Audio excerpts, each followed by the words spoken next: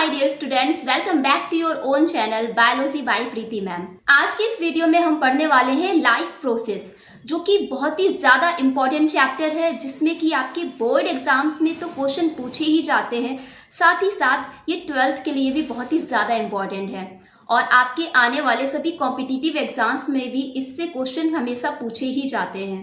तो आज के इस वीडियो में हम इस चैप्टर को फुल एनिमेशन और डिटेल वीडियो के साथ देखेंगे। तो आज के इस चैप्टर को हम फुल डिटेल में और एनिमेशन के साथ समझेंगे, जिससे कि आपको इस चैप्टर से जुड़ी कोई भी चीजें आपको रटने की जरूरत नहीं पड़ेगी और साथ ही साथ इससे जुड़े प्रीवियस ईयर क्वेश्चंस को भी हम सॉल्व करेंगे और वीडियो के लास्ट तक ये चैप्टर आपके माइंड में एकदम छपने वाला है। तो आइए स्टार्ट करते हैं। देखिए, लाइफ प्रोसेस मतलब कि कोई भी जो लिविंग ऑर्गेनिजम्स होते हैं तो उनमें ये सभी जो प्रोसेस होती है बहुत इंपॉर्टेंट होती हैं। वन थिंग कि जो लिविंग ऑर्गेनिजम्स होते हैं वो ही सिर्फ ये लाइफ प्रोसेस शो करते हैं, जबकि नॉन लिविंग में लाइफ प्रोसेसेस नहीं होती हैं, जैसे कि nutrition, transportation, digestion, respiration and excretion.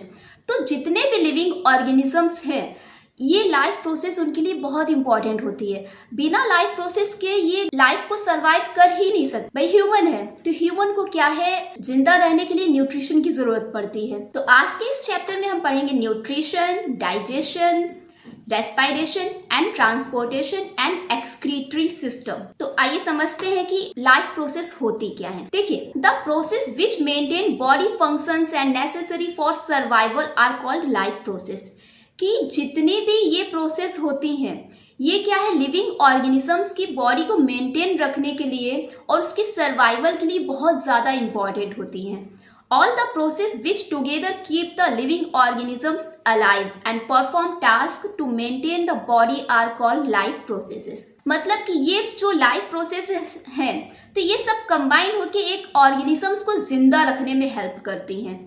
ये जो प्रोसेस होती है इनमें क्या होता है, न्यूट्रिशन होता है, डाइजेशन होता है, रेस्पिरेशन, ट्रांसपोर्टेशन एंड एक्सक्रीशन। तो इन सभी को हम डिटेल में समझेंगे। Now nutrition, our first life process is nutrition. देखिए, जितने भी लिविंग ऑर्गेनिजम्स हैं, चाहे वो प्लांट हो चाहे एनिमल हो, सभी को जिंदा रहने के लिए न्यूट्रिशन तो चाहिए ही चाहिए।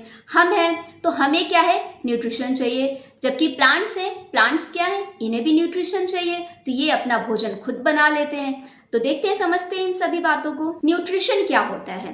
The process by which an organism takes food and utilises it is called nutrition. Nutrition एक ऐसी प्रोसेस है जिसमें क्या है, ऑर्गेनिज्म फूड को इनटेक करता है और उसे यूटिलाइज करता है, इसे ही हम बोलते हैं न्यूट्रिशन।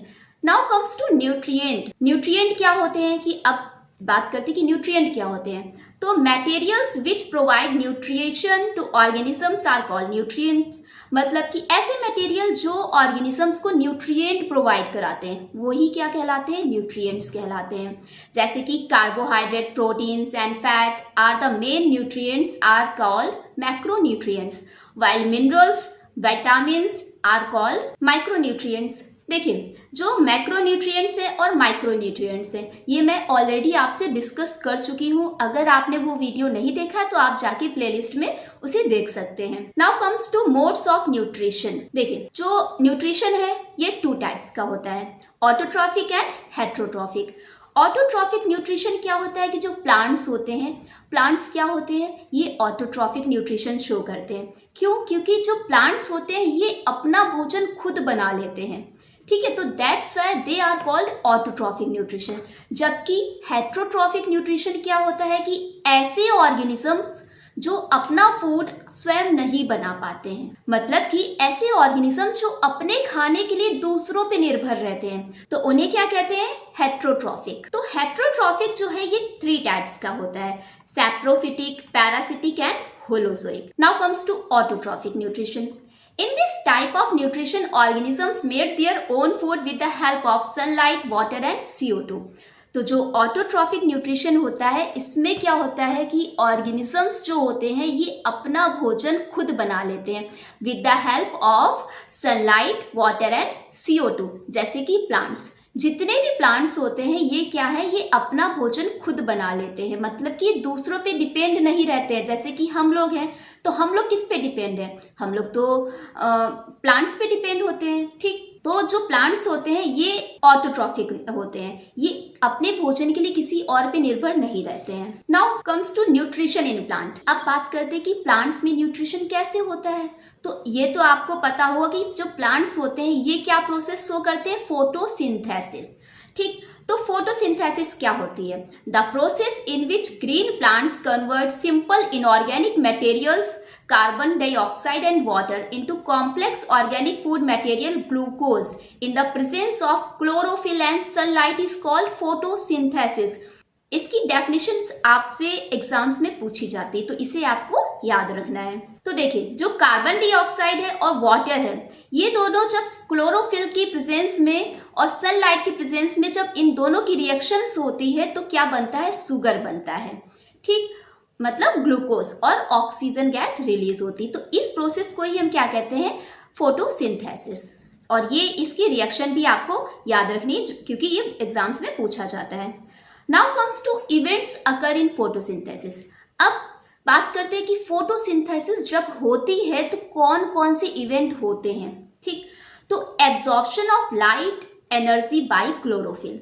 ये पॉइंट आपको ध्यान रखना है कि जो लाइट होती है तो उसका एब्जॉर्प्शन कैसे होता है, वो क्लोरोफिल के द्वारा होता है। ठीक है, जो क्लोरोफिल होता है यही लाइट को एब्जॉर्ब करता है। ठीक, next is conversion of light energy into chemical energy and splitting of water in hydrogen और ऑक्सीजन। मतलब कि जो लाइट एनर्जी है, भाई सन से जो लाइट एनर्जी मिल रही है तो वो क्या है, वो चेंज हो जाती है। किसमें ये चेंज होती है, हमारी केमिकल एनर्जी में। क्यों? क्योंकि भाई लाइट एनर्जी से क्या बन रहा है, हमारा ग्लूकोज बन रहा है, जो कि क्या है, ये केमिकल है और ये फूड है। ठीक है, तो light energy change into chemical energy and splitting of water in hydrogen and oxygen. जब लाइट पड़ती है तो क्या होता है, वाटर का स्प्लिटिंग हो जाती है, वाटर जो होता है ब्रेक हो जाता है और हाइड्रोजन और ऑक्सीजन में अलग हो जाता है। Next is reduction of carbon dioxide to carbohydrate. जो CO2 होता है ये किस में रिडक्शन इसका हो जाता है, इसका कार्बोहाइड्रेट में रिडक्शन हो जाता है। ठीक, now comes to heterotrophic nutrition.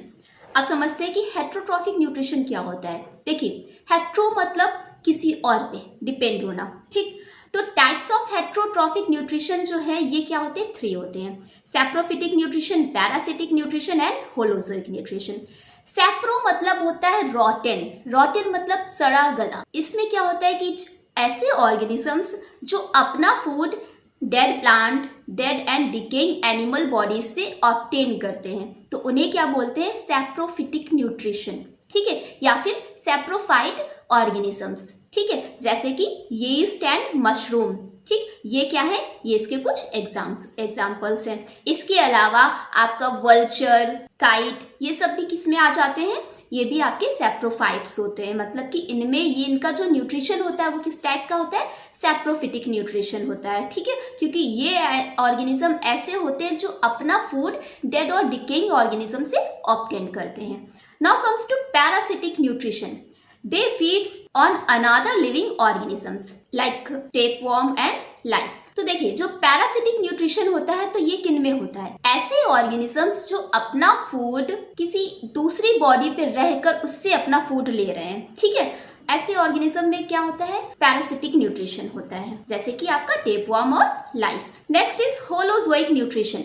Holozoic nutrition में क्या होता है कि इंजेक्शन ऑर्गेनिक फूड मटेरियल, मतलब कि जो फूड मटेरियल है उसको इंजेस्ट करके फिर इसके बाद बॉडी में एब्जॉर्ब होना। ठीक है, तो ऐसा होता है, ये क्या होता है, ये होलोजोइक न्यूट्रिशन कहलाता है। ठीक है, जैसे कि ह्यूमन बीइंग और अमीबा में, इनमें क्या होता है, होलोजोइक न्यूट्रिशन होता है। Next life process is digestion. Digestion system consist of alimentary canal and digestive gland. तो जो डाइजेस्टिव सिस्टम होता है ये किससे मिलके बना होता है, ये एलिमेंट्री कैनाल और डाइजेस्टिव ग्लैंड से मिलके बना होता है।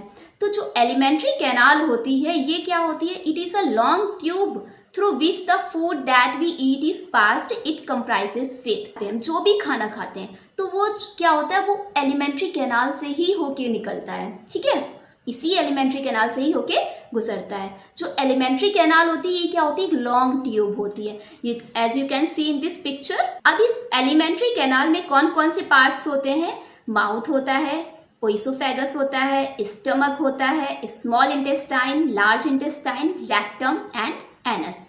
You can see in this picture, this is mouth जिससे क्या है कि कोई भी फूड जो होता है हम इंटेक करते हैं, ठीक है। तो जो भी हम फूड इंटेक करते हैं वो हमारे माउथ से हमने इंटेक किया, देन इसके बाद ये फूड कहाँ पहुँचता है, ईसोफेगस में, देन स्टमक में, देन इसके बाद ये पैनक्रियाज है जो कि कुछ एंजाइम सेक्रेट करती है। नेक्स्ट इसके बाद हमारा फूड पहुंचता है स्मॉल इंटेस्टाइन में एंड लार्ज इंटेस्टाइन में। Now digestion in human being. तो अब समझते हैं कि आखिर हम जो भी खाते हैं, ठीक है, तो वो क्या है, हमारी बॉडी में कैसे डाइजेस्ट होता है और उसमें जो भी फूड मटेरियल में जो भी न्यूट्रिएंट्स होते हैं वो हमारी बॉडी को कैसे मिलते हैं, ठीक है। तो इस स्टेप को हम वन बाय वन समझते हैं। तो first mouth, this is the site of ingestion and carbohydrate digestion.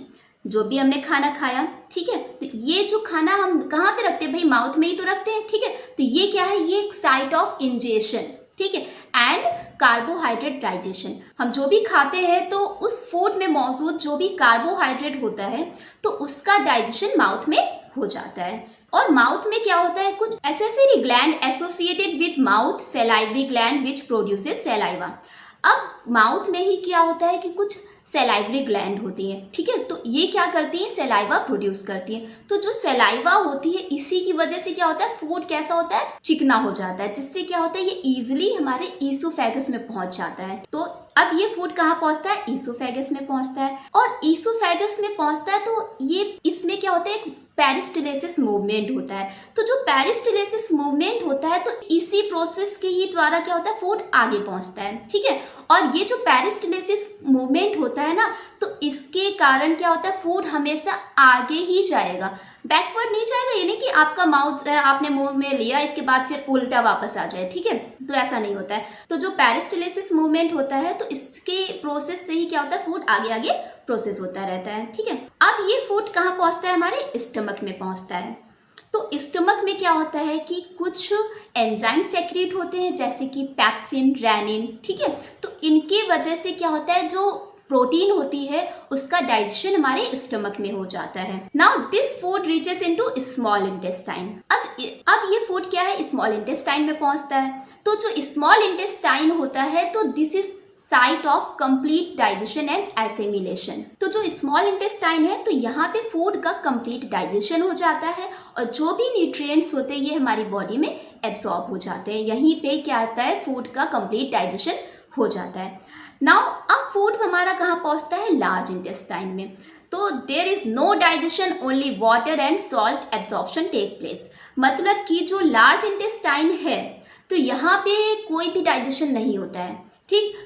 यहाँ पे क्या होता है, सिर्फ और सिर्फ वाटर और कुछ मिनरल्स का एब्जॉर्प्शन हो जाता है। Now this food reach to rectum and rectum में क्या होता है, ये जो वेस्ट मटेरियल है, ठीक है, अब क्या है, जो वेस्ट मटेरियल है ये रेक्टम में स्टोर हो जाता है एंड एनस के थ्रू ये हमारी बॉडी से एक्सक्रीट हो जाता है। तो जैसे कि आप इस पिक्चर में देख सकते हैं, वीडियो में देख सकते हैं कि जैसे ही हमने फूड माउथ में लिया, देन ये फूड पहुंचा ईसोफेगस में, देन इसके बाद स्टमक में पहुंचता है और यहाँ पे कुछ यहाँ लीवर और पैनक्रियाज होती है जो कि ग्लैंड होती है, ये क्या करती है, ये कुछ एंजाइम सेक्रेट करती है। देन इसके बाद फूड पहुंचता है स्मॉल इंटेस्टाइन में और स्मॉल इंटेस्टाइन में फूड का एब्जॉर्प्शन हो जाता है। देन इसके बाद पहुंचता है लार्ज इंटेस्टाइन में। लार्ज इंटेस्टाइन में फूड का डाइजेशन नहीं होता है, सिर्फ और सिर्फ वाटर और मिनरल का एब्जॉर्प्शन होता है। देन इसके बाद क्या है, रेक्टम में पहुंचता है और रेक्टम के बाद एनस से ये बॉडी से एक्सक्रीट आउट हो जाता है और इस एक्सक्रीट आउट की प्रोसेस को हम बोलते हैं इजेशन। तो इस तरीके से क्या है कि फूड का डाइजेशन हो जाता है। तो आई होप डाइजेस्टिव सिस्टम आपको पूरी तरीके से समझ में आया होगा। तो बच्चों, इस तरह का डाटा कलेक्ट करने के लिए बहुत ही मेहनत पड़ती है और मैं आपके लिए ऐसे ही वीडियो लाती रहूँगी, तो इसलिए चैनल को सब्सक्राइब कर लें और अगर आपने वीडियो को लाइक नहीं किया है तो वीडियो को लाइक कर लें और अपने फ्रेंड्स के साथ इसे शेयर भी करें। Now comes to second life process which is respiration. तो रेस्पिरेशन क्या होता है, the process which break down food to release energy with the help of oxygen and respiratory enzymes is called respiration. It also involved breathing. तो जो respiration होता है, जो भी हम फूड खाते हैं, ठीक है, अब उस फूड से क्या है कि फूड से न्यूट्रिएंट तो मिल गए, तो जो इस फूड का क्या होता है, ब्रेक डाउन होता है। तो इस ब्रेक डाउन से क्या होता है, एनर्जी रिलीज होती है, ठीक है, और with the help of oxygen and respiratory enzymes. किसकी, इसमें क्या होता है, ऑक्सीजन और कुछ रेस्पिरेटरी एंजाइम की हेल्प से ये फूड का ब्रेक डाउन होता है। तो इसे ही क्या बोलते हैं, रेस्पिरेशन बोलते हैं। In respiration most of energy release from glucose. तो जो रेस्पिरेशन प्रोसेस होती है, इसमें क्या होता है कि जो एनर्जी हमें मिलती है वो किससे मिलती है, वो ग्लूकोज से मिलती है। जब हमने खाना खाया तो उससे क्या है, ग्लूकोज बना, ठीक है। तो उस ग्लूकोज का क्या होता है, ब्रेक डाउन होता है, इससे क्या होता है, फिर हमें एनर्जी मिलती है, ठीक। अब जो रेस्पिरेशन प्रोसेस होती है ये दो तरीके का होता है, ठीक है, 2 टाइप्स का होता है, internal respiration and external respiration. तो जो एक्सटर्नल रेस्पिरेशन होता है ये क्या होता है, ये 2 स्टेप्स में कंप्लीट होता है। First is breathing and second is gaseous exchange. तो जो ब्रीदिंग होती है तो इसमें क्या होता है, मतलब हम जैसे ही सांस लेते हैं, ठीक है, एक होता है ब्रीदिंग में 2 प्रोसेस आ जाती हैं, एक्सपायरेशन और इंस्पायरेशन। इंस्पायरेशन में क्या होता है, हमने सांस ली, ठीक है, जो हम ब्रीद करते हैं, ऑक्सीजन का इनटेक क्या होता है, इंस्पायरेशन होता है, जबकि CO2 का बाहर निकलना क्या कहलाता है, एक्सपायरेशन कहलाता है, ठीक है। तो ये ब्रीदिंग हो गया। नाउ दूसरी प्रोसेस क्या होती है, गैसियस एक्सचेंज। अब गैसियस एक्सचेंज मतलब CO2 और ऑक्सीजन का एक्सचेंज। जब हम ऑक्सीजन लेते हैं इसके बाद ही तो भाई CO2 निकलती है, तो ये क्या है, ये गैसियस एक्सचेंज होता है। अब इस गैसियस एक्सचेंज जो होता है तो ये ह्यूमन में और एनिमल्स में तो क्या होता है, ये लंग्स के थ्रू होता है, जबकि प्लांट्स में जो गैसियस एक्सचेंज होता है ये क्या होता है, ये स्टोमेटा के द्वारा होता है, ठीक है। In plant, gaseous exchange take place with the help of stomata which is present on surface of leaves. तो you can see in this picture कि ये क्या है, स्टोमेटा है, ठीक, और ये लीफ है, जो कि स्टोमेटा होते हैं, ये कहाँ प्रेजेंट होते हैं, ये लीफ की सरफेस पे प्रेजेंट होते हैं। You can see in this picture, जैसे ही स्टोमेटा ओपन हुआ तो यहाँ पे CO2 एंटर की, ठीक है, जैसे ही स्टोमेटा ओपन हुआ तो CO2 अंदर आई, क्लोज हुआ O2 बाहर गई, ठीक है। तो इससे क्या होता है कि गैसेस का एक्सचेंज होता है, क्योंकि भाई जो प्लांट्स होते हैं तो इनमें कोई भी एक्सक्रीटरी सिस्टम तो होता नहीं है और कोई लंग्स तो होता नहीं है, तो गैसेस का एक्सचेंज और वेस्ट मटेरियल का एक्सक्रीशन कैसे होगा, ये स्टोमेटा के ही द्वारा होता है। तो स्टोमेटा के द्वारा क्या होता है, जो प्लांट्स होते हैं इनमें जो वेस्ट मटेरियल होता है वो भी एक्सक्रीट आउट होता है और गैसेस का एक्सचेंज भी होता है, तो ये आपको याद रखना है। Now types of respiration. जो रेस्पिरेशन होता है बेटा ये 2 टाइप्स का होता है, aerobic respiration and anaerobic respiration. तो जो एरोबिक रेस्पिरेशन होता है ये इसे बोलते हैं cellular respiration. It take place in cells of mitochondria. तो जो एरोबिक रेस्पिरेशन होता है ये कहाँ पे होता है, ये सेल के माइटोकॉन्ड्रिया में होता है। It take place in the presence of oxygen and produce energy from food. जो भी एरोबिक रेस्पिरेशन होते हैं ये क्या होते हैं, ये ऑक्सीजन की प्रेजेंस में होंगे और ये क्या है, ये एनर्जी प्रोड्यूस करते हैं। तो ये क्या है, एरोबिक रेस्पिरेशन की रिएक्शन है जो कि आपको याद रखनी है, जैसे कि ग्लूकोज और ऑक्सीजन, ठीक है, जो ग्लूकोज है ये ऑक्सीजन की प्रेजेंस में इसका ब्रेक डाउन होगा और ये क्या देगा, ये कार्बन डाइऑक्साइड देगा, वाटर देगा और एनर्जी रिलीज करेगा। तो ये क्या है, ये एरोबिक रेस्पिरेशन की इक्वेशन है। Now anaerobic respiration. तो जो एनारोबिक रेस्पिरेशन होता है ये क्या होता है, ये ऑक्सीजन की एब्सेंस में होता है। इसमें क्या होता है, very less amount of energy is produce. जो एनारोबिक रेस्पिरेशन होता है इसमें बहुत ही कम मात्रा में एनर्जी प्रोड्यूस होती है, जैसे कि example yeast, muscles and bacteria. तो जो एनारोबिक रेस्पिरेशन है ये किस में होगा, यीस्ट में होगा, ह्यूमन की मसल्स में होगा, बैक्टीरिया में होगा। Now anaerobic respiration. तो जो एनारोबिक रेस्पिरेशन होता है ये क्या होता है, ये इसमें 2 प्रोसेस होती हैं। एक होता है lactic acid fermentation and alcoholic fermentation, ठीक है। One is lactic acid fermentation and another is alcoholic fermentation. तो जो लैक्टिक एसिड फर्मेंटेशन है तो इसमें क्या होता है, जो ग्लूकोज होता है, जब ग्लूकोज का ब्रेक डाउन होता है with the help of lactate dehydrogenase enzymes, तो इससे क्या होता है, लैक्टिक एसिड और एनर्जी रिलीज होती है, ठीक है। तो क्या होता है, लैक्टिक एसिड बनेगा और एनर्जी रिलीज होती है। तो देखिए, जो एनारोबिक रेस्पिरेशन होता है ये क्या होता है, हमारी मसल्स में होता है। तो इसी वजह से क्या होता है कि जब हम बहुत ज़्यादा रनिंग कर लेते हैं या फिर एक्सरसाइज कर लेते हैं तो जो हमारी बॉडी में ग्लूकोज होता है ये चेंज होने लगता है लैक्टिक एसिड में। तो क्या होता है, मसल्स में पेन होने लगता है। तो इस ग्लूकोज का लैक्टिक एसिड में कन्वर्ट होने के कारण ही क्या होता है, हमारी मसल्स में पेन होने लगता है।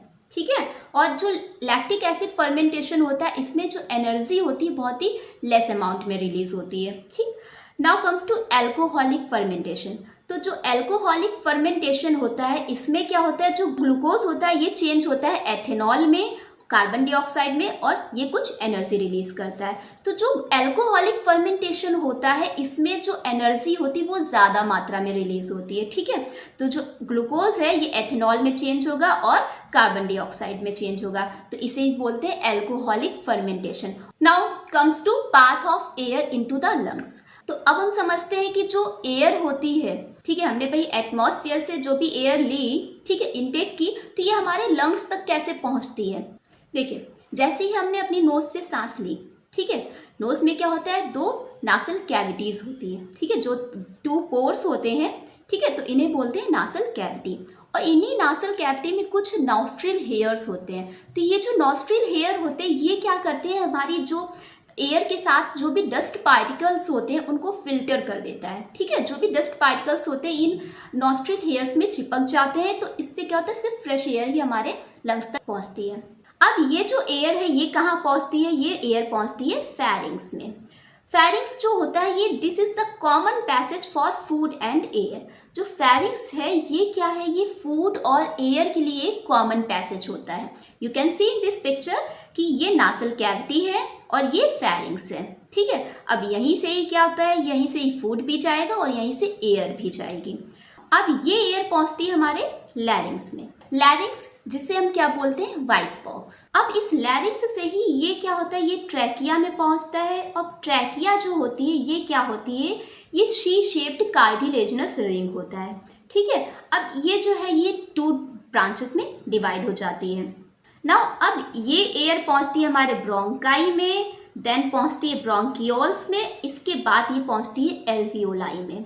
तो जैसे ही ये एल्वियोलाई में पहुंचती है तो ये एल्वियोलाई क्या होते हैं, ये लंग्स में बहुत छोटे छोटे से बलून लाइक स्ट्रक्चर होते हैं। तो जैसे ही एयर पहुंची तो ये एल्वियोलाई स्वालन हो जाती, फूल जाती है, जिससे क्या होता है, हमारे लंग्स फूल जाते हैं। तो जैसे ही हम सांस लेते हैं तो डायफ्राम चपटा हो जाता है, और जैसे ही हम सांस छोड़ते हैं तो जो एल्वियोलाई होते हैं इनकी एयर रिलीज हो जाती है, तो ये फ्लैटन हो जाती है और लंग्स हमारे नॉर्मल पोजीशन में आ जाते हैं, जिससे क्या होता है, डायफ्राम डोम शेप्ड में हो जाता है।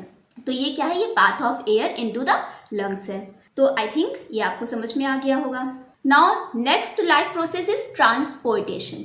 तो देखिए, हमने जो खाना खाया उससे हमें क्या है, न्यूट्रिएंट्स मिले। अब इस न्यूट्रिएंट्स को और ऑक्सीजन को हमारी बॉडी के सभी ऑर्गन्स तक पहुंचाने के लिए क्या होता है, ट्रांसपोर्टेशन होता है।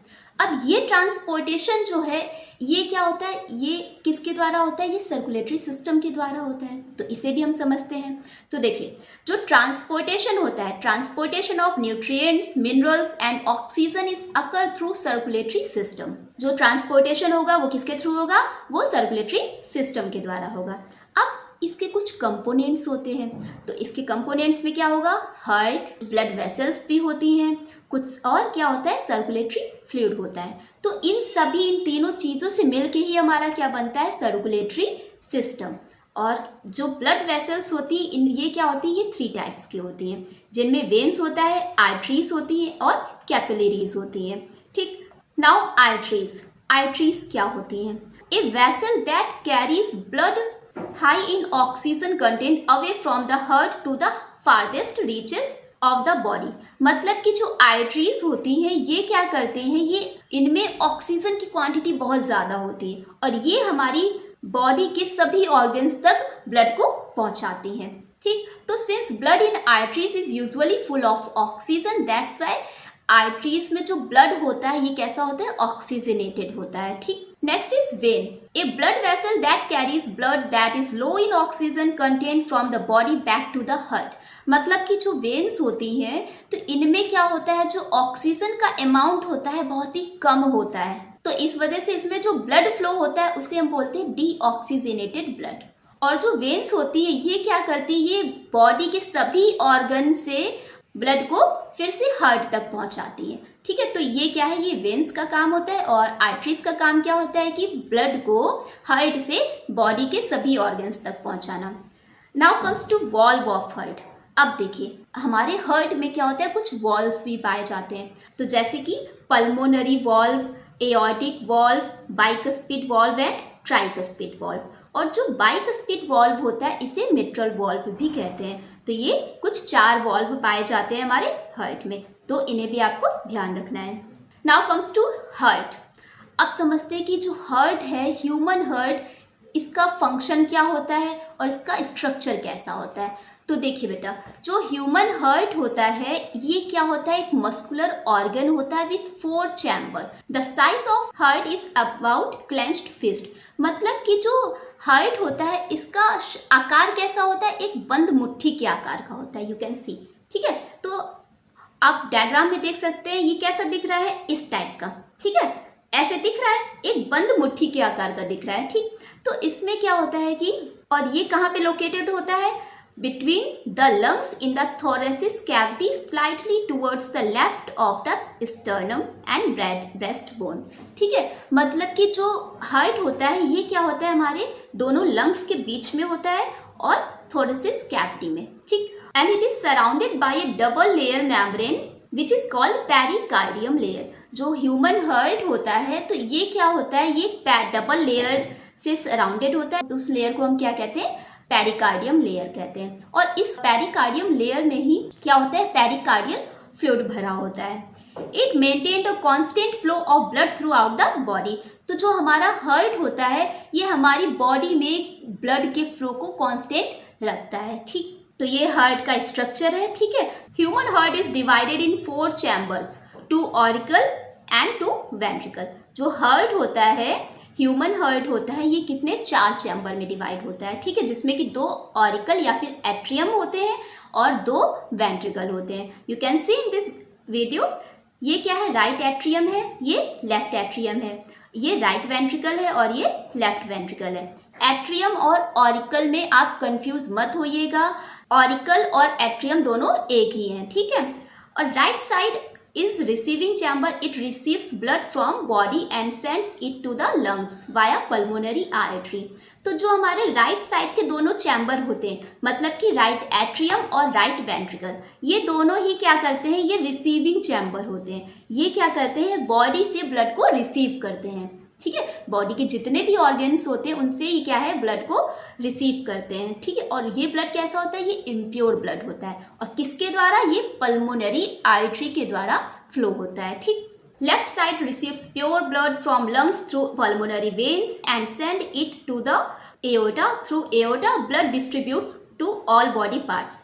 अब देखिए, जो राइट साइड था ये क्या है, रिसीविंग चैम्बर है, जबकि जो लेफ्ट साइड का चैम्बर है ये कैसा होता है, ये डिस्ट्रीब्यूटिव चैम्बर होता है। ठीक है, तो ये चैम्बर क्या करते हैं, ये प्योर ब्लड को पल्मोनरी वेन के द्वारा बॉडी के सभी ऑर्गन्स तक पहुंचाता है। और ये बॉडी के सभी ऑर्गन्स तक किस वेन्स के द्वारा पहुंचता है, ये एओर्टा के द्वारा पहुंचता है। ठीक है, तो एओर्टा क्या होते हैं, ये जो है ये हमारी बॉडी की सबसे लंबी आर्टरी होती है। ठीक, ये आपको ध्यान रखना है। Now circulatory system. ठीक, अब हम समझते हैं कि जो हमारी बॉडी में सर्कुलेशन होता है वो कैसे होता है। तो circulatory system in human double circulation is occur. जो ह्यूमन होता है तो ह्यूमन में कैसा होता है, डबल सर्कुलेशन होता है। तो डबल सर्कुलेशन कैसा होता है, ठीक, तो अब समझते हैं कि डबल सर्कुलेशन क्या होता है। तो in double circulation there are 2 pathways in which the blood flows. जो डबल सर्कुलेशन होता है इसमें क्या होता है, जो ब्लड होता है 2 pathway में फ्लो होता है। ठीक है, first is systematic circulation and second is pulmonary circulation. तो जो सिस्टमैटिक सर्कुलेशन होता है इसमें क्या होता है कि systematic circulation carries oxygenated blood from the left ventricle to the tissue capillaries. मतलब कि जो भी ऑक्सीजनेटेड ब्लड होता है ये क्या होता है, लेफ्ट वेंट्रिकल से क्या है, टिश्यू कैपिलरीज में पहुंचता है। जबकि पल्मोनरी सर्कुलेशन में क्या होता है कि the blood circulation starts from the right atrium to the left atrium, मतलब कि जो राइट एट्रियम है आपका, राइट एट्रियम से लेफ्ट एट्रियम की तरफ फ्लो होता है। ठीक है, तो ये क्या है आपका pulmonary circulation. Now comes to circulatory system. देखिए, ये आपका बहुत ही ज्यादा इंपॉर्टेंट है, ये आपके बोर्ड एग्जाम में लॉन्ग टाइप ऑफ क्वेश्चन में पूछा जाता है, तो इसे आपको बहुत ही ध्यान से समझना है। और मैं आपको इस सर्कुलेटरी सिस्टम को इतना इजी वे में पढ़ाऊंगी कि आपको पूरी तरीके से आपके माइंड में छप जाएगा। You can see in this diagram की आपके लिए क्या है, मैंने एक फ्लो चार्ट बनाया है जिससे कि क्या है, सर्कुलेटरी सिस्टम आपको पूरी तरीके से याद हो जाएगा। तो समझते हैं। देखिए, जो ब्लड होता है ये क्या होता है, हमारी बॉडी के सभी ऑर्गन्स से सुपीरियर वेना कावा और इंफीरियर वेना कावा के द्वारा हमारे राइट एट्रियम में पहुंचता है। You can see in this picture superior vena cava, ठीक है। और जो सुपीरियर वेना कावा होती है ये क्या होती है, हमारी अपर बॉडी पार्ट से ब्लड को कलेक्ट करती है, जबकि इंफीरियर वेना कावा जो होती है ये हमारे लोअर बॉडी पार्ट से ब्लड को कलेक्ट करती है। और इसके बाद ये ब्लड कहाँ पहुँचता है, राइट एट्रियम में पहुँचता है। और ये राइट एट्रियम से फिर कहाँ पहुँचता है, राइट वेंट्रिकल में। अब ये जो ब्लड फ्लो हो रहा है, ठीक है, ये ब्लड कैसा है, ये इम्प्योर ब्लड है। और ये ब्लड किस में फ्लो हो रहा है, ये पल्मोनरी आर्टरीज के द्वारा फ्लो हो रहा है। ठीक है, अब इस राइट एट्रियम और राइट वेंट्रिकल के बीच में एक क्या होता है, एक वॉल्व पाया जाता है जिसे हम बोलते हैं ट्राइकस्पिड वॉल्व। ठीक है, अब ये जो ट्राइकस्पिड वॉल्व होते हैं ये क्या करते हैं, इस ब्लड को वापस राइट एट्रियम में जाने से रोकते हैं। ठीक है, भाई ब्लड फ्लो हो रहा है तो आप ये भी तो सोच सकते हैं कि ये ब्लड वापस राइट एट्रियम में भी तो जा सकता है। तो ये जो ट्राइकस्पिड वॉल्व होते हैं ये ब्लड को वापस राइट एट्रियम में जाने से रोकते हैं। नाउ अब ये जो इम्प्योर ब्लड है ये कहाँ पहुंचता है, हमारे लंग्स में पहुंचता है। लंग्स में जैसे ही ब्लड पहुंचा ये क्या है, वहां पे ब्लड प्योर हो गया, मतलब ये ऑक्सीजनेटेड ब्लड में चेंज हो गया। अब ये ब्लड जो है ये लेफ्ट एट्रियम में पहुंचता है, किसके द्वारा, ये पल्मोनरी वेन्स के द्वारा हमारे लेफ्ट एट्रियम में पहुंचता है। अब लेफ्ट एट्रियम और लेफ्ट वेंट्रिकल के बीच में भी एक वॉल्व पाया जाता है जिसे हम बोलते हैं बाइकस्पिड वॉल्व। तो इन वॉल्व को आपको बहुत ही ध्यान रखना है, ये आपके क्वेश्चन में पूछे जाते हैं। अब इस लेफ्ट वेंट्रिकल से ब्लड पहुंचता है एओर्टा में, और जो एओर्टा है, एओर्टा हमारी बॉडी के सभी ऑर्गन्स तक ब्लड को डिस्ट्रीब्यूट कर देती है। ठीक है, तो जो एओर्टा होती है ये बॉडी की सबसे बड़ी आर्टरी होती है, ये भी आपको याद रखना है। तो इस तरीके से हमारी बॉडी में सर्कुलेशन होता है। Now next life process is excretory system. बच्चों, अगर आपको वीडियो अच्छा लग रहा है, सारी चीजें समझ में आ रही है तो वीडियो को लाइक कर दीजिए और अपने फ्रेंड्स के साथ शेयर भी कर दीजिए। नाउ अब क्या है कि जो भी हमें न्यूट्रिएंट्स मिले, जो भी हमें एनर्जी मिली, ठीक है, ये तो बॉडी को हमें मिल गई, जो भी हमारी बॉडी के लिए ज़रूरी था। लेकिन अब कुछ वेस्ट मटेरियल भी होते हैं जो कि हमारी बॉडी से इन्हें एक्सक्रीट आउट करना बेहद इंपॉर्टेंट हो जाता है।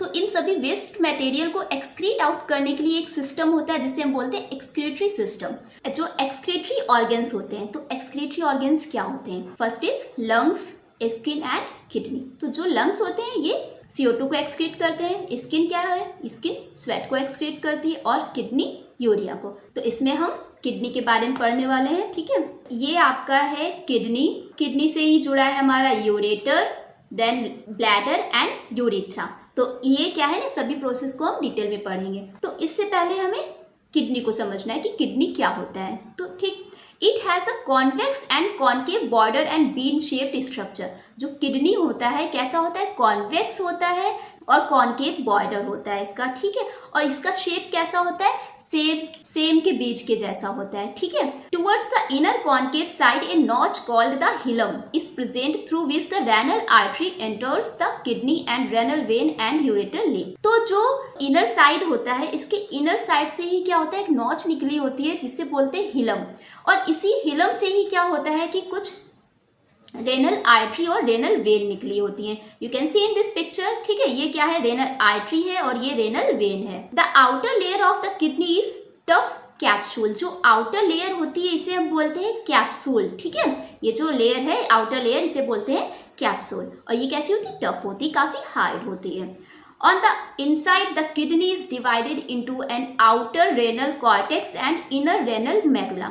मतलब कि जो किडनी का जो आउटर पोर्शन होता है उसे हम बोलते हैं रेनल कॉर्टेक्स, जबकि जो इनर होता है उसे हम बोलते हैं medulla. Next is the hilum extends inside the kidney into a funnel like space called the renal pelvis. मतलब कि जो हिलस है इसी के ही पास से क्या होता है, फनल शेप, मतलब ये कीप के आकार का स्ट्रक्चर होता है जिसे हम बोलते हैं पेल्विस। क्या बोलते हैं उसे? हम बोलते हैं pelvis. Now medulla is divided into medullary pyramids. जो हमारी किडनी का जो इनर सरफेस होता है जिसे हम बोलते हैं मेडुला, इस मेडुला में ही क्या होता है, कुछ मेडुलरी पिरामिड्स होते हैं। ठीक है, you can see in this picture, ये क्या है, हमारे मेडुलरी पिरामिड्स हैं। Next is the kidney is made up of millions of smaller unit called nephron which are also the functional units. तो जो किडनी होती है ये millions of smaller unit of nephron से मिलके बनी होती है। मतलब बहुत सारी नेफ्रॉन मिलके क्या बनाती हैं, किडनी का स्ट्रक्चर बनाती हैं। तो that's why nephrons are the functional unit of kidney. तो ये पॉइंट आपको याद रखना है, बहुत ही ज़्यादा इंपॉर्टेंट है। ठीक है, ये आपको एमसीक्यू में ही क्वेश्चन पूछ देता है। ठीक, now comes to urine formation. तो समझते हैं कि यूरिन फॉर्मेशन कैसे होता है। तो देखिए, जो ब्लड होता है ये एफरेंट आर्ट्रियोल्स और इफरेंट आर्ट्रियोल्स से ग्लोमेरुलस में पहुंचता है। तो जो ग्लोमेरुलस में ब्लड पहुंचता है, ठीक है, अब यहाँ पे क्या हो जाता है, अल्ट्रा फिल्ट्रेशन हो जाता है। ठीक है, इस अल्ट्रा फिल्ट्रेशन के बाद ये ब्लड पहुंचता है हमारा बोमेन्स कैप्सूल में। अब ब्लड में मौजूद कुछ ग्लूकोज, यूरिया, सॉल्ट और वाटर होते हैं। जो ग्लोमेरुलस में फिल्ट्रेशन होता है वो बोमेन्स कैप्सूल में पहुंचता है। ठीक है, अब इस बोमेन्स कैप्सूल में क्या होता है कि बहुत ज़्यादा फिल्ट्रेशन हो जाता है। ठीक है, फिल्ट्रेशन हो गया। अब इन सब का फिल्ट्रेशन होने के बाद ये पहुंचता है पीसीटी यानी प्रॉक्सिमल कॉन्वोल्यूटेड ट्यूब्यूल। ठीक है, पीसीटी को क्या बोलते हैं, प्रॉक्सिमल कॉन्वोल्यूटेड ट्यूब्यूल्स बोलते हैं।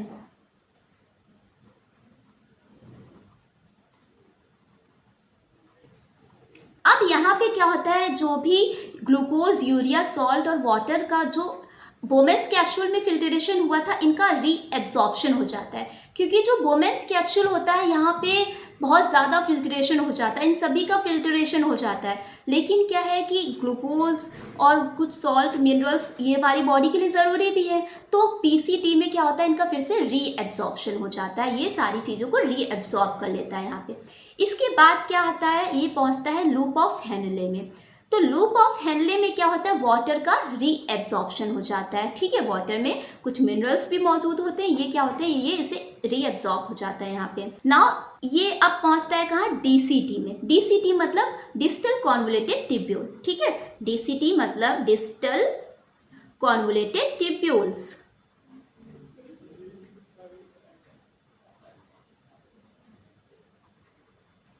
और इस डिस्टल कॉन्वोल्यूटेड ट्यूब्यूल्स में क्या होता है कि वाटर, सॉल्ट और कुछ हार्मोन्स का रीएब्जॉर्प्शन हो जाता है। इसके बाद ये पहुंचता है कलेक्टिंग डक्ट में।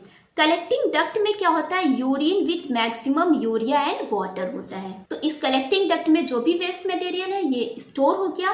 देन इसके बाद ये पहुंचता है यूरेटर में। यूरेटर के द्वारा ये पहुंचता है हमारी यूरेथ्रा में और यूरेथ्रा से यूरिन पास आउट हो जाती है। ठीक, ये क्या है, ये हमारे किडनी। ठीक है, अब यहाँ किडनी क्या है, किडनी क्या है, ये नेफ्रॉन से ही मिलके बना है। ठीक है, millions of nephron formed kidney. तो ये किडनी यहाँ से क्या है कि यूरिन फॉर्म हो गया यहाँ पे। अब ये यूरिन पहुँचा, ये यूरेटर के द्वारा कहाँ पहुँचता है, इस ब्लैडर में पहुँचता है। ठीक है, इस ब्लैडर के बाद पहुँचता है ये यूरेथ्रा में और यूरेथ्रा के द्वारा क्या होता है, ये यूरिन पास आउट हो जाता है। और जो प्रोसेस ऑफ एक्सक्रीट यूरिन होती है इसे हम बोलते हैं मिक्टूरेशन। ठीक है, ये भी आपसे क्वेश्चन में पूछा जाता है, तो इसे भी आपको याद रखना है कि process of excrete urine is called micturition. तो इस तरीके से बॉडी में यूरिन का फॉर्मेशन होता है। तो आई होप ये सारी चीज़ें आपको बहुत ही अच्छे से समझ में आ गई होंगी, आपके माइंड में पूरी तरीके से ये टॉपिक छप चुका होगा। तो अब हम इसके कुछ इंपॉर्टेंट क्वेश्चंस कर लेते हैं जो कि आपके बोर्ड एग्जाम्स में कई बार पूछे जा चुके हैं। Now first question is the process by which green plant make their own food is called photosynthesis. मतलब कि ऐसी प्रोसेस जिसमें क्या है कि प्लांट्स अपने भोजन खुद बनाते हैं, उस प्रोसेस को क्या हम बोलते हैं, फोटोसिंथेसिस। भाई रेस्पिरेशन हम कह नहीं सकते क्योंकि वो रेस्पिरेशन क्या होता है, सांस लेने की प्रोसेस होती है। ट्रांसपीरेशन हम कह नहीं सकते और नन ऑफ द अबव है नहीं, क्योंकि हमें आंसर मिल गया है photosynthesis. Next question is the process by which cell obtain energy from glucose is called. कि ऐसी प्रोसेस जिसपे क्या है कि ग्लूकोज से एनर्जी मिले, ठीक है, तो उस प्रोसेस को हम क्या कहते हैं? तो उस प्रोसेस को हम बोलते हैं रेस्पिरेशन। बच्चों, आप आंसर ऐसे ही मत करिए, ठीक है, आप अपने आप को सेल्फ एनालाइज करिए, आप चीज़ों को रिमाइंड करिए, जिससे कि आपने जो भी पढ़ा है उसे रिमाइंड करिए और इनके आंसर्स ऑनेस्टली दीजिए। तो इससे क्या है, आपको सेल्फ एनालाइजेशन हो जाएगा कि आपने कितना समझा है, ठीक है। Now next question is which of the following organ is responsible for removing waste product from the body. इनमें से कौन सा ऐसा ऑर्गन है जो बॉडी से वेस्ट मटेरियल को एक्सक्रीट करता है, बॉडी से बाहर निकालता है? तो फर्स्ट इज लीवर, लीवर होगा नहीं, किडनी, हार्ट एंड लंग्स। तो आंसर इज किडनी, ठीक है। तो जो किडनी है, सबसे ज़्यादा वेस्ट मटेरियल किडनी ही एक्सक्रीट आउट करती है, ठीक। Next question is which of the following is the correct equation for aerobic respiration. तो इसका आंसर आप खुद देने की कोशिश करिए, कि देखिए कि आपको समझ में आया है या नहीं आया है, ठीक है। तो इसका आंसर क्या हो जाएगा, ग्लूकोज प्लस ऑक्सीजन। तो इससे क्या मिलता है हमें, CO2 और वाटर और एनर्जी। तो ये क्या है, ये आपका करेक्ट आंसर है। किसका, एरोबिक रेस्पिरेशन की इक्वेशन क्या होती है, ये होती है। Next question is which of the following is not a type of blood vessel. इनमें से कौन सी ब्लड वेसल का टाइप नहीं है? तो first is artery, when, capillary. तो देखिए ये तीनों तो क्या है, ये ब्लड वेसल्स का टाइप है, मैंने आपको बताया था, समझाया था। लेकिन टेंडन ये ब्लड वेसल का टाइप नहीं है, तो your answer is tendon. Next, which of the following is the largest artery in the human body. मैंने आपको बताया है कि जो ह्यूमन बॉडी में सबसे लार्जेस्ट आर्टरी क्या होती है, तो your answer is pulmonary artery होगी नहीं, क्योंकि पल्मोनरी आर्टरी क्या करती है, ये इम्प्योर ब्लड को कैरी करती है, ठीक है। कोरोनरी आर्टरी भी नहीं होगी, ब्रोंकियल आर्टरी भी नहीं होगी, योर आंसर इज एओर्टा, ठीक। Now next question is which of the following is the correct pathway of air during inhalation. मतलब कि जो हम सांस लेते हैं, ठीक है, तो उसका जो करेक्ट पाथवे होता है वो क्या है। मैंने आपको उसका पूरा पाथवे बहुत ही अच्छे से समझाया है। आई होप आप अपने आप से ही आंसर दे लेंगे, ठीक है। तो जो एयर है ये कैसे पहुंचती है, बाय सबसे पहले नोज या माउथ से, इसके बाद ये एयर पहुंचती है ट्रैकिया में, देन ब्रोंकाई में, देन ब्रोंकियोल्स में और एल्वियोलाई में पहुंचती है। Next question is which of the following is the smallest unit of life. सबसे स्मॉलेस्ट यूनिट ऑफ लाइफ क्या होती है? आई थिंक इससे सिंपल तो क्वेश्चन होगा ही नहीं, ये तो आपको बहुत अच्छे से आता होगा। तो सबसे स्मॉलेस्ट यूनिट क्या होती है लाइफ की, सेल होती है, क्योंकि भाई टिश्यू होगा नहीं, ऑर्गन होगा नहीं और ऑर्गन सिस्टम भी नहीं। जो सेल होती है ये क्या होती है, स्मॉलेस्ट यूनिट ऑफ लाइफ होती है। जबकि आपका टिश्यू क्या है, ये सेल से मिलके बना है और टिश्यू से ही मिलके बना है ऑर्गन, एंड ऑर्गन से ही मिलके बना है organ system. Now next question is which of the following is not a type of tissue in animals। इनमें से कौन सा एनिमल टिश्यू का टाइप नहीं है? तो फर्स्ट इज एपिथेलियल टिश्यू, बिल्कुल है। मसल टिश्यू, ये भी है टिश्यू। नर्वस टिश्यू, ये भी एनिमल टिश्यू है। जबकि क्लोरोफिल टिश्यू ये एनिमल टिश्यू नहीं है। ये क्या है, ये क्लोरोफिल है, ये तो पिगमेंट है। किस में पाई जाती है, प्लांट्स में पाई जाती है। तो ये आपके कुछ इंपॉर्टेंट क्वेश्चन हो गए जो आपके एग्जाम्स में पूछे गए हैं। आई होप आपको सारी चीज़ें बहुत ही अच्छे से समझ में आई होंगी, एक एक पॉइंट क्लियर हुआ होगा। तो बच्चों, अगर आपको वीडियो अच्छी लगी है तो इसे लाइक करें, चैनल को सब्सक्राइब कर लें और अपने फ्रेंड्स के साथ इसे शेयर भी करें। और ऐसे ही एनिमेटेड वीडियो मैं आपके लिए लाती रहूँगी। और आपको कोई भी क्वेरी हो या फिर कोई भी आपके माइंड में क्वेश्चन आ रहा है तो उसे आप कॉमेंट बॉक्स में लिखिए and I will short it in next video. Thanks for watching.